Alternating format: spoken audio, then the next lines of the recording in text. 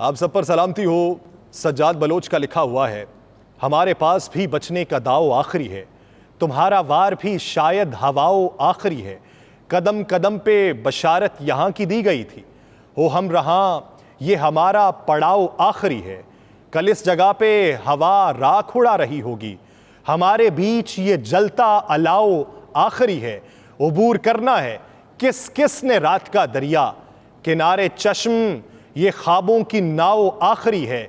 बता रहा है पलट कर न देखना तेरा, ये आखिरी है मुलाकात, घाव आखिरी है। नाज़रीन, मैं हूँ यासिर रशीद और आप मेरा व्लॉग देख रहे हैं। नाज़रीन, अब की बार साइलेंसर निकालने और बाजा बजाने या हवाई फायरिंग पर जेल की हवा नहीं खाना पड़ेगी। हो सकता है कि आपकी उससे बचत हो जाए, लेकिन अब की बार पाकिस्तान तहरीक इंसाफ का झंडा लगाने पर कार्रवाई ज़रूर होगी। आप पाबंदे सलासिल होंगे, जेल की हवा खाएंगे और हो सकता है सिर्फ हवा ही खाने को मिले और कुछ नवाले ना मिल सके। पाकिस्तान के झंडे से इख्तलाफ मंजर-ए-आम पे आ रहा है। कुछ दिन पहले की अगर मंजरनामा दिखाया जाए, जितने अहकामात जारी हुए तमाम SHOs को जो बड़े बड़े अजला के अंदर मौजूद हैं, उन्हें ये हिदायत जारी की गई जब शाह महमूद कुरैशी साहब ने कहा कि PTI का झंडा लहरा कर हम इजहार यकजहती भी करेंगे और अपनी तहरीक चलाएंगे। झंडा लहराने का इधर से हुक्म जारी हुआ और उधर से शाह वाला ने फरमान जारी कर दिया।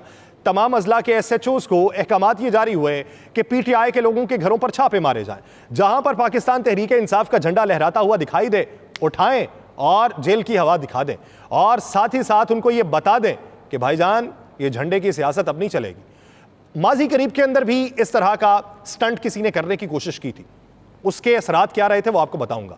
लेकिन बात ये बनती है कि पाकिस्तान के झंडे से इख्तलाफ क्या है।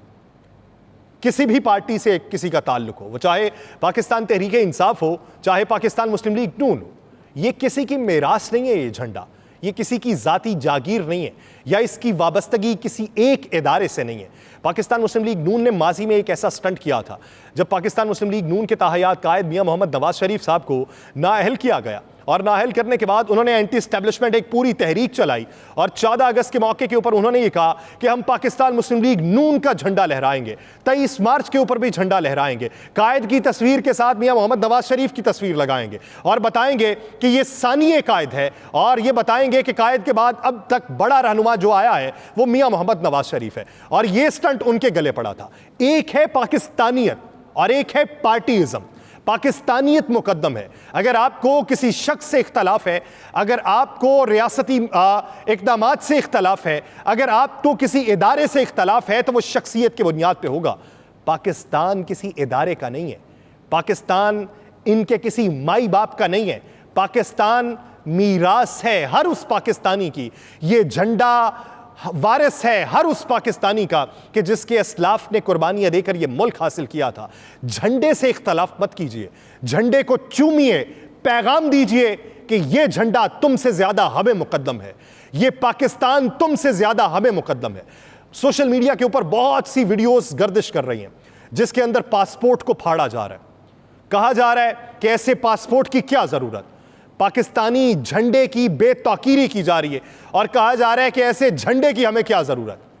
ये झंडा, ये पासपोर्ट आपका और मेरा है, ये आपकी और मेरी शनाख्त है।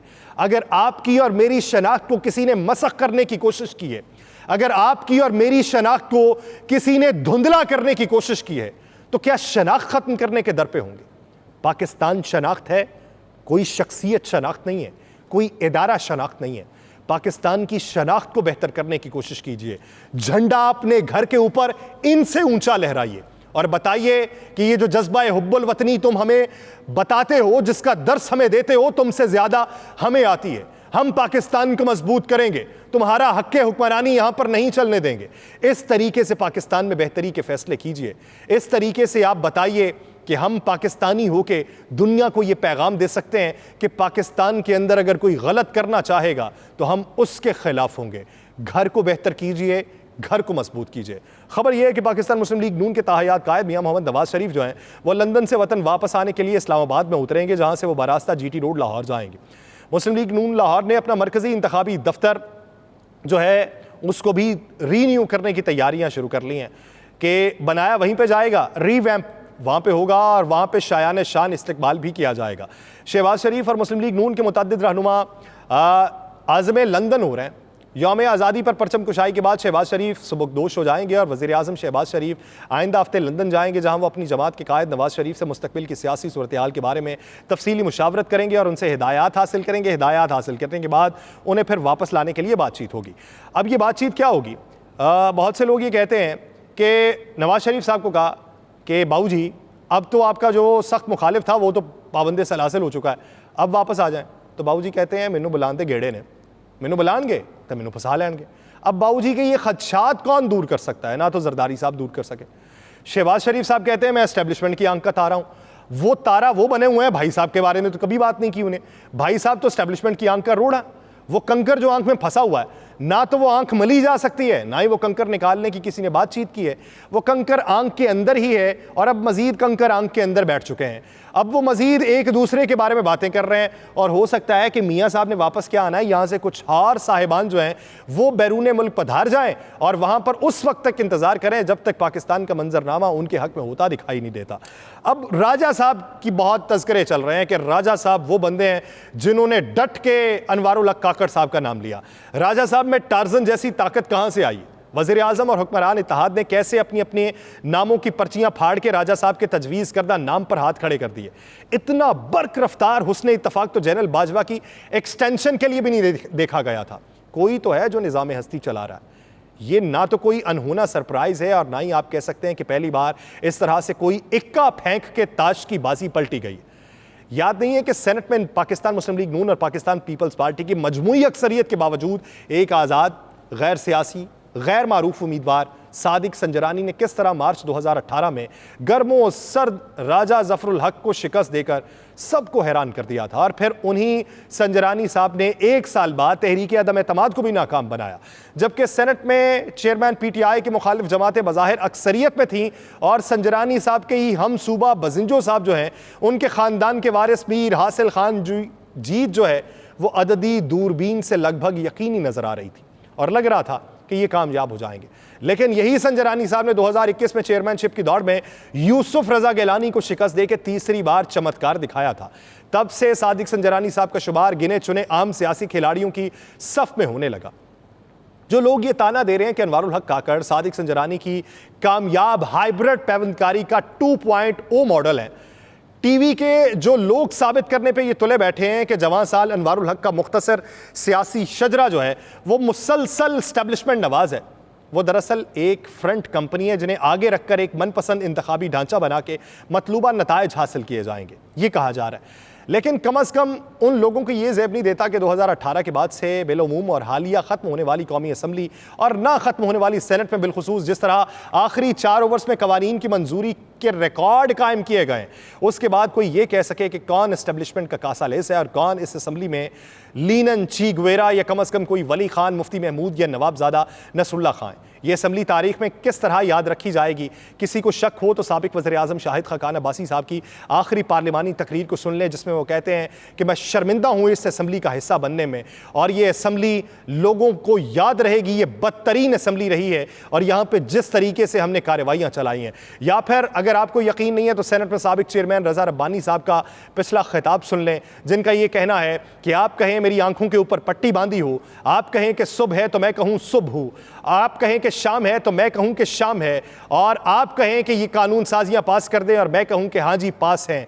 तो वो ये कहते थे कि मैं भुट्टो का वारिस हूं। मुझे ये लगता था कि पाकिस्तान पीपल्स पार्टी ने मुझे पार्लियामेंट में भेजा है, लेकिन यूं लगता है कि मैं किसी राजवाड़े के अंदर मौजूद हूं और यहां पर धड़ाधड़ कानून साजियां हो रही हैं। ये फटे जो हैं ये मजीद फटेंगे।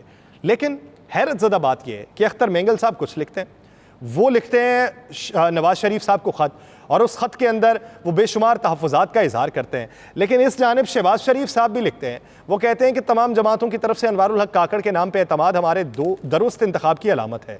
शहबाज शरीफ साहब ने अनवारुल हक काकड़ को निगरान वज़ीर आज़म बनने पर मुबारकबाद देते हुए कहा कि बलूचिस्तान से निगरान वज़ीर आज़म का इंतखाब खुश आइंद है। उन्होंने कहा कि आईनी तरीक़ाकार पर चलते हुए एक अच्छे नाम पर इत्तफ़ाक़ हुआ है और मैं राजा रियाज साहब का शुक्रिया अदा करता हूं जिन्होंने मुशावरत में मदद की। उनका यह भी कहना था कि अनवारुल हक काकड़ पढ़े लिखे और मुहब्बे वतन शख्स हैं, तमाम जमातों की तरफ से पे, काकड़ साहब के नाम पे एतमाद हमारे दुरुस्त इंतखाब की अलामत है। उम्मीद है अनवारुल हक काकड़ मुल्क में शफाफ, आज़ादाना और गैर जानिबदाराना इंतखाबात का इनेकाद यकीनी बनाएंगे। उन्होंने ये भी कहा कि 16 माह में हमने मुल्क को जिस मुआशी इस्तेहकाम से हमकिनार किया है, उम्मीद है उसका तसलसल जारी रहेगा। तरक्की, तामीर और मुआशी बेहतरी का तसलसल यकीनी बनाना पाकिस्तान और आवाम की बेहतरी के लिए ज़रूरी है। उनका यह भी कहना था दुआ गो कि निगरान वज़ीर आज़म और उनकी काबीना अवाम और आइन की तवक्कुआत पे पूरा उतरें। वो ये सारी बातें कर गए। वो ये भी कह गए कि इत्तेहादियों के एतमाद के बाद दुरुस्त इंतखाब है। कौन सा इत्तेहादी? खुर्शीद शाह साहब जितनी बातें कर चुके हैं पीपल्स पार्टी से, आपने फिर वजाहती बयान जारी करवाया। अख्तर मेंगल साहब के तहफ़्फ़ुज़ात आप सुन चुके हैं। दीगर जमातें अभी मज़ीद भी बोलेंगी। ये तो अभी BAP बोलेगी, BAP आपको बातें सुनाएगी, लेकिन गिने चुने लफ्ज़ों में सुनाई जाएंगी। PTM भी बातें सुनाएगी, उधर से JWP भी आपको बातें सुनाएगी। किस किस की बातें सुनेंगे और किस किस को कहेंगे कि हाँ जी हमने आपको एतमाद में लिया था। ये जो एतमाद का फ़ुक़दान अभी आप में पैदा हुआ है, ये फ़ुक़दान, ये जितनी कानून साजियाँ आपने की हैं, ये सभी कहते हैं कि हमने वो घड़े खोदे हैं कि जिस घड़े के अंदर हमें खुद ही गिरना है, हमें खुद ही ज़ख्मी होना है और फिर बाहर निकलने की तगोदो करनी है। तो ये तगोदो किस को किस हद तक रास आती है या किस हद तक किसी के लिए परेशानी का सबब बनती है, ये वक्त बताएगा।